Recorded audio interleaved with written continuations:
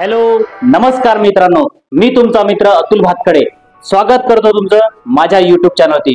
मित्रांनो, यशाच्या उंच शिखरावर पोहोचायचं असेल तर रिस्क घ्यावी लागेल।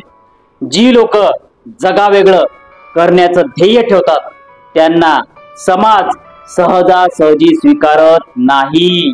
एखादी अशक्य गोष्ट शक्य करून दाखवण्याचं ध्येय हाती घेणे म्हणजे स्वतःला अंधार खोलीमध्ये बंद करून घेण्यासारखे आहे, स्वतःला काळोख जंगलामध्ये सोडून देण्यासारखे आहे। रिस्क लेना पडेगा बॉस। एलॉन मस्कनी रिस्क घेतली। Tesla electric car, solar city, SpaceX, Neuralink ह्या कंपन्या फाउंड केल्या, रिस्क घेतली। आज पठ्ठ्यानी जगात सर्वात जास्त श्रीमंत होण्याचा मान पटकावला। 239 बिलियन डॉलर एवढ्या संपत्तीचे मालक एलॉन मस्क, आदरणीय रतन टाटा साहेबांनी रिस्क घेतली। टेटली चहा, स्टारबक्स, फोर्ड कंपनीच्या जगवार आणि लँड रोवर डील केल्यानंतर आज सर्वात जास्त प्रॉफिट देणारी कार जगवार आणि लँड रोवर। आज आदरणीय रतन टाटा साहेबांची संपत्ती 107 बिलियनच्या वर आहे। रिस्क घेतली बॉस। जेफ बेझोस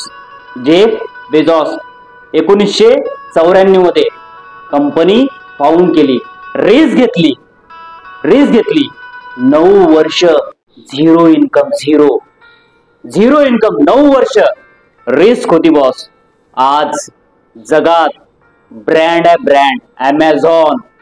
अमेझॉनला ब्रँड बनवलं बॉस।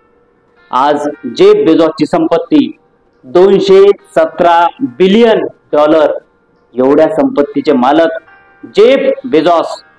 जॅक मा, अलीबाबा कंपनीचे फाउंडर, चायनाचे श्रीमंत व्यक्ती, 125 बिलियन डॉलर एवढ्या संपत्तीचे मालक जॅक मा। बिल गेट्सनी कंपनी फाउंड केली, मायक्रोसॉफ्ट 1975 मध्ये। रिस्क होती बॉस, रिस्क घेतली। आज बिल गेट्स यांची संपत्ती 127 बिलियन डॉलर एवढ्या संपत्तीचे मालक Bill Gates. Boss Mukesh Ambani साहेबांनी रिस्क घेतली।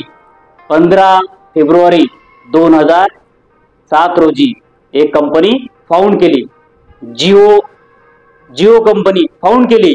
125 कोटीचं कर्ज घेतलं, 25,000 कोटी स्वतः जवळचे टाकले, 150 कोटी मार्केटमध्ये टाकले आणि 2007 ते 2018 नो प्रॉफिट। आज जिओचं ब्रँड व्हॅल्युएशन 300 कोटीच्या वर आहे। रिस्क घेतली बॉस। आज मुकेश अंबानी साहेबांची संपत्ती 127 बिलियन डॉलर एवढ्या संपत्तीचे मालक अंबानी साहेब आहेत। तो रिस्क लेना पडेगा बॉस। रिस्क घ्यावी लागेल। मित्रांनो, लहान मूल जेव्हा गुडघ्यांवरती रांगतं तेव्हा रिस्क नसते आणि जसं ते उभं राहून चालायचा प्रयत्न करतं, चालायला सुरुवात करतं, कुठंतरी धडपडेल, कुठंतरी डोक्याला लागेल, कुठंतरी हाताला लागेल, पायाला लागेल, फ्रॅक्चर होईल, मग रिस्क राहणारच। रिस्क लेना पडेगा बॉस। समाजातील लोक, ये पब्लिक आहे ना बॉस, ये पब्लिक तुमच्या डोक्यामध्ये असे नकारार्थी विचार पेरायला बसले ना बॉस, नकारार्थी विचार पेरायला बसले, तुमच्या सबकॉन्शियस माइंडची वाट लावायला बसले। सबकॉन्शियस माइंड मध्ये नकारार्थी विचार पेरायला बसलेत।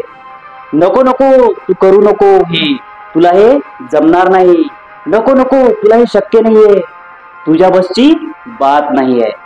असे विचार पेरायला बसले.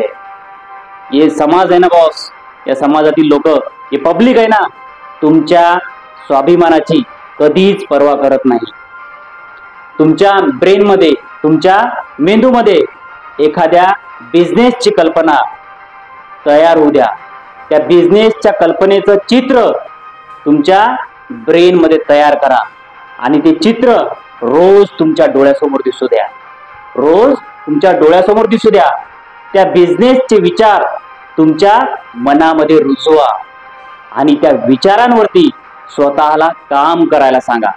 स्वतःला प्रूव्ह करून दाखवा बॉस. स्वतःला सिद्ध करून दाखवा. तुम्हाला सिद्ध करावं लागेल. काहीतरी एक्स्ट्रा ऑर्डिनरी करावं लागेल. काहीतरी चमत्कार करावा लागेल. आणि मग बघा, या जगातील लोक तुम्हाला नमस्कार करतील. हे जग आहे ना, जग तुम्हाला स्वीकारेल. तुमचे आई वडील, तुमचे मित्र, तुमचे नातेवाईक, तुमचे काका, मामी, मामा, भाऊ, बहीण, सर्वांनी म्हटलं पाहिजे बॉस.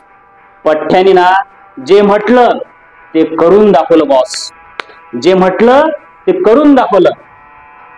हे पब्लिक आहे ना बॉस, या जगातील लोक असेच ऑफिसमध्ये अशा महान व्यक्तींचे फोटो लावत नाहीत.